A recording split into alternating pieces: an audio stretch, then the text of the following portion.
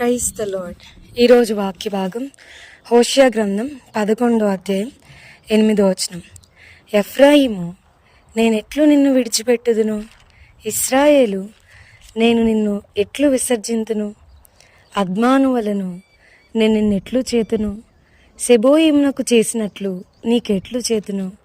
నా మనస్సు మారినది, సహింపలేకుండా నా అంతరంగము మండుచున్నది. ఈరోజు ఈ వాక్య భాగం ద్వారా దేవుడు మనతో మాట్లాడుతూ ఉన్నారు. ఈ హోషేయ గ్రంథాన్ని యాజ్ నా యొక్క పర్సనల్ బైబిల్ స్టడీగా, అనుదిన వాక్య ధ్యానంగా దీన్ని ధ్యానిస్తూ ఉన్నప్పుడు మరి దీంట్లో నుంచి ఈరోజు వాక్య భాగాన్ని నేను చెప్తా ఉన్నాను. హోషేయ గ్రంథం 11వ అధ్యాయం మరి 8వ వచనం మనం చూస్తే కనుక, ఎఫ్రాయిము, నేను అట్లా నిన్ను విడిచిపెడతాను. ఇశ్రాయేలు, నేను అట్లా నిన్ను విసర్జిస్తాను. నా మనస్సు మారింది, సహింపలేకుండా నా అంతరంగము మండుతూ ఉంది. దేవుడు ఎంత స్పెసిఫిక్గా ఆయన మాట్లాడుతున్నారు. మనం చూస్తూ ఉన్నాం హోషేయ గ్రంథము మరి మొదటి అధ్యాయాల నుంచి మనం చూసుకుంటూ వెళ్తే కనుక లోఅమ్మి అని, లోరుహమ అని, ఎజ్రేల్ అని మరి దేవుడు పేర్లు పెట్టడం మనం చూస్తాం. మీరు నా జనము కాదు, జాలి నొందని వారు అని చెప్పని, నేను మిమ్మల్ని శిక్షిస్తాను, ఇట్లా చెప్పిన ప్రభువు మళ్ళా వెంటనే ఈ 11వ అధ్యాయంలో ఆయన మాట్లాడుతున్నాడు. ఎఫ్రాయిము, అసలు నేను ఎలాయ్యా నేను వదిలిపెడతాను? నేను వదులుకోలేకపోతున్నా. ఇశ్రాయేలు, నేను ఎట్లా నిన్ను విసర్జిస్తాను? How can I leave you అంటున్నాడు ప్రభువు. నా మనసు మారిపోయింది. మీరు మారండి, మీరు మారారు అని అనట్లేదు. ఆయన అంటున్నాడు, సరే నువ్వు మారలేకపోతున్నావు కదా, సరే నువ్వు నా దగ్గరికి రాలేకపోతున్నావు కదా, సరే నువ్వు నన్ను ప్రేమించలేకపోతున్నావు కదా, మునుపులాగా నువ్వు నాతో ఉండలేకపోతున్నావు కదా, నా మనసునే నేను మార్చుకుంటున్నా. మనం చూస్తే యేసే చాలా స్పెసిఫిక్గా చెప్తూ, నేను మార్పు లేని దేవుడు, I am the God who change not. నాలో మార్పు లేదు, నేను మారను అన్నాడు ప్రభు. ఆయన స్వభావంలో మార్పు లేదు. తన స్వభావానికి విరుద్ధంగా ఏది చేయని దేవుడు అంటున్నాడు, నీ మీద నాకున్న ప్రేమను చంపుకోలేక, నిన్ను వదిలిపెట్టలేక, నిన్ను విసర్జించలేక నేనున్నా. నేనే మారుతున్నా, నా మనసు మార్చుకుంటున్నా, నా అంతరంగము నాలో సహింపలేకుండా ఉంది అంటున్నాడు.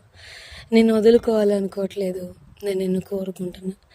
ఇంకా నేను నిన్ను కోపగించుకోవాలనుకోవడం లేదు. నా ఉగ్రతాగ్నిని బట్టి నాకు కలిగిన యోచనను నేను నెరవేర్చను. నువ్వు నాకు చాలా కోపం రేపావు, చాలా కోపం పుట్టే పనులు చేసావు, కానీ నేను వాటిని నెరవేర్చను. నేను మరలా ఎఫ్రాయిమును లయపరచను. నేను మీ మధ్య పరిశుద్ధ దేవుడని కానీ మనుషుడను కాను. మిమ్మల్ని దహించినంతగా నేను కోపించనని దేవుడు చాలా స్పెసిఫిక్గా మనతో మాట్లాడడం మనం చూస్తాము. నిజంగా ఎంత గొప్ప దేవుడిని మనం మన దేవుడుగా కలిగి ఉన్నాం. How for his love is, ఎంతగా ఆయన మనల్ని ప్రేమిస్తున్నాడు. How great his love is. ఒక అయోగ్యులము, ఎన్నిక లేని వారము, ఎందుకు పనికిరాని వారము మనల్ని ఆయన ప్రేమిస్తున్న విధానం, మన పట్ల తన ప్రేమను వెల్లడిపరుస్తున్న విధానం ఎంత గొప్పది. నీ స్థానాన్ని వేరే వాళ్ళ చేత భర్తీ చేయలేకపోతున్నా. పోతే పోయాడులే, ఎన్ని సంవత్సరాలు ప్రయాసపడ్డాను, ఎన్ని సంవత్సరాలు మందిరానికి నడిపించాను, ఎన్ని సంవత్సరాలు సేవకుడిగా పిలుచుకున్నాను, నిష్ప్రయోజనమైన వాడు, ఏం ఉపయోగం లేదు, వదిలేద్దాం, లెట్స్ గివ్ అప్ అని అనుకోకుండా, లేదయ్యా నేను నిన్ను వదిలిపెట్టలేకపోతున్నా, నిన్ను విసర్జించలేకపోతున్నా, నేనే మారుతున్నాలే, నేనే నీ దగ్గరికి వస్తాలే, నేనే నీకు సహాయం చేస్తాలే, నేనే నిన్ను మరలా నా దగ్గరికి తిప్పుకుంటాలే అని, నిన్ను వదిలి నేను ఉండలేకపోతున్నా అని తన ప్రేమను ఎక్స్ప్రెస్ చేస్తున్న మన ప్రభు యొక్క ప్రేమ ఎంత గొప్పది, ఎంత మాధుర్యమైనది. నిజంగా అనుభవపూర్వకంగా మనం ఆయన ప్రేమను తెలుసుకుంటే లోకం మనకి పెంటగా కనబడుతుంది. లోకంలో ఏది నచ్చదు, మనుషుల ప్రేమలు నచ్చవు. ఇంత గొప్పగా మనల్ని ప్రేమిస్తున్న దేవుని బట్టి అతిశయపడుతూ మన ప్రభువుని కనపరుస్తాం.